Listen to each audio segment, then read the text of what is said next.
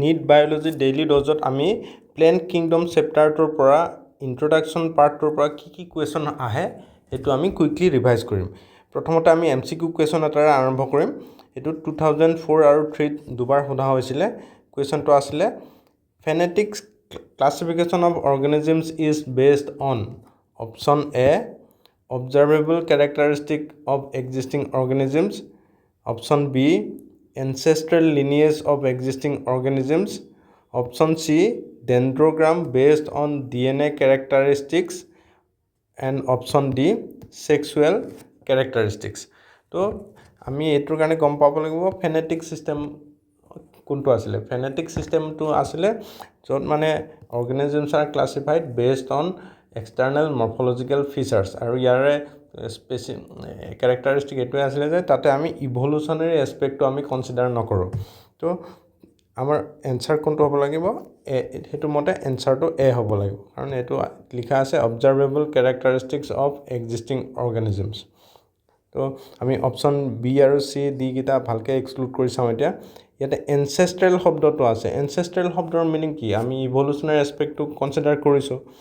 ডেনড্ৰগ্ৰাম মানে কি হয়? অপশ্যন চিত যিটো ডেনড্ৰগ্ৰাম বুলি আছে, dendrogram is nothing but a tree like diagram শ্ব'য়িং the evolutionary relationship between organisms. তো এইটোৰ ডেনড্ৰগ্ৰাম মানে আল্টিমেটলি কি? আমি ইভলিউশ্যনাৰী এছপেক্টটো কনচিডাৰ কৰিছোঁ। আৰু অপশ্যন ডিত আছে ছেক্সুৱেল কেৰেক্টাৰিষ্টিক। তো ছেক্সুৱেল কেৰেক্টাৰিষ্টিকৰ ওপৰততো আমি ফেনেটিক ছিষ্টেম ক্লাছিফাই নকৰোঁ। তো আমাৰ এইটো কুৱেশ্যনৰ এনচাৰ কোনটো হ'ব এতিয়া? এ। তো ফেনেটিক ছিষ্টেম বুলি ক'লে আমি দুটাই কথা মনত ৰাখিব লাগিব। এটা হ'ল অবজাৰ্ভেবল কেৰেক্টাৰিষ্টিকৰ ওপৰত আমি অৰ্গেনিজমটো ক্লাছিফাই কৰিম, আৰু 2 নম্বৰ দৰকাৰী কথাটো হ'ল তাতে আমি ইভলিউশ্যনাৰী এছপেক্টটো কনচিডাৰ নকৰোঁ।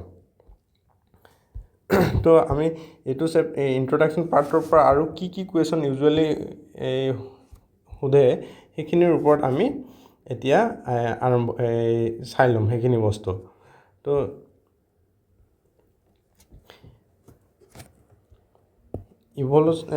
প্ৰথম সোধে কুৱেশ্যন আহে আৰ্টিফিচিয়েল ছিষ্টেম অফ ক্লাছিফিকেশ্যন কোনে প্ৰপ'জ কৰিছিলে?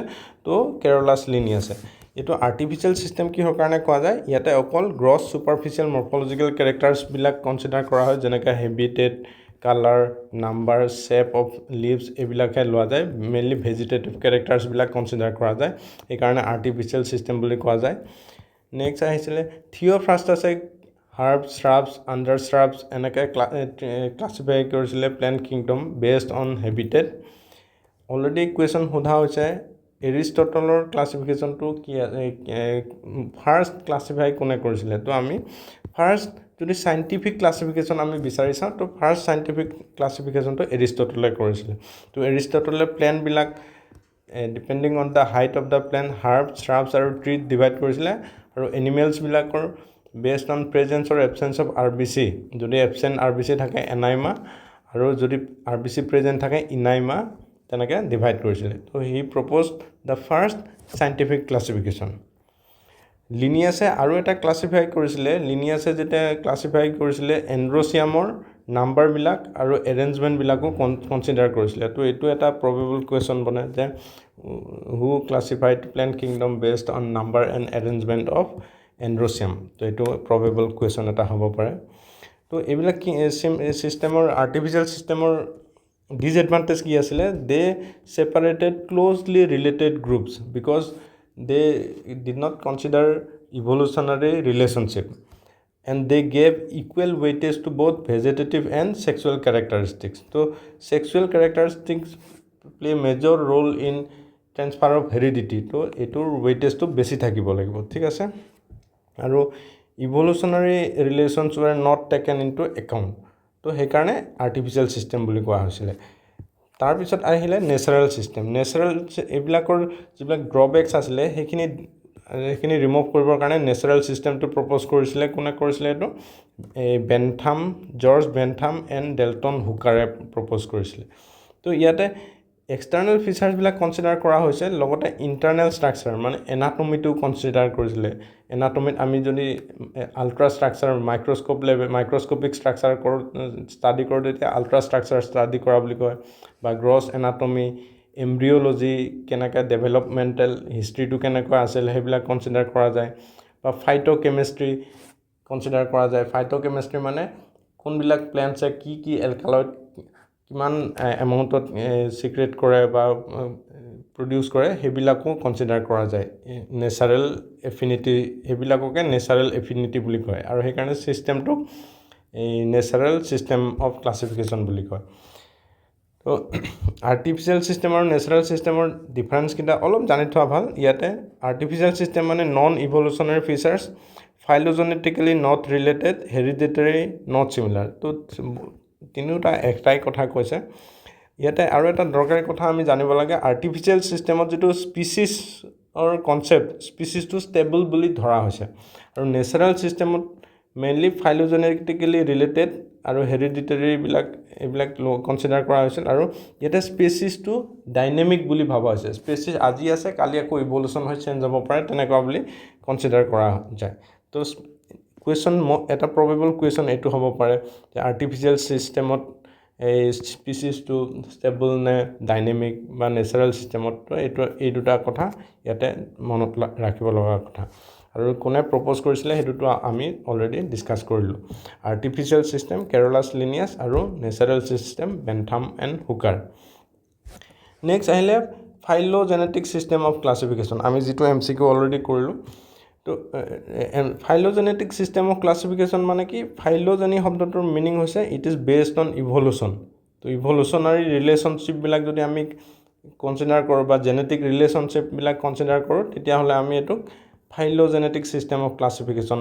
বুলি কোৱা যায় আৰু ফাইলোজেনেটিক চিষ্টেম অফ ক্লাছিফিকেশ্যনত আমি কি বিচাৰি চাওঁ কমন এনচেষ্ট্ৰি বিচাৰি চাওঁ যদি দুটা অৰ্গেনিজমৰ কমন এনচেষ্টৰ থাকে তেতিয়া সিহঁত সেম কিংডমত ইনক্লুড হোৱাৰ চান্সটো বেছি থাকিব বা সেইটো সেম কিংডমত ইনক্লুড হ'ব বা কমন এনচেষ্ট্ৰি বা কমন ইভলিউশ্যনাৰী ডিচেণ্ট বুলি কোৱা যায় আৰু এইটো প্ৰপ'জ কৰিছিলে এডল্ফ এংলাৰ আৰু কাৰ্ল প্ৰান্টি তো কাৰ্ল প্ৰান্টি আৰু এডল্ফ এংলাৰে কোনটো প্ৰপ'জ কৰিছিলে ফাইলোজেনেটিক চিষ্টেম আৰু যিটো চিষ্টেম অফ মেথড আছে সেইটো কি বুলি কয় cladistic is the method of classifying organisms based on common evolutionary descent তো এইটো বুজি পাইছে আৰু যিটো আমি ডায়েগ্ৰামেটিক ৰিপ্ৰেজেণ্টেশ্যন থাকে এনেকৈ কমন এনচেষ্ট্ৰি চাই কেনে যেনেকৈ ছাপ'জ এই গোটেইকেইটা অৰ্গেনিজমৰ এনচেষ্ট্ৰি যদি চাওঁ এইটো কমন এনচেষ্ট্ৰি থাকিব তো they are included in the same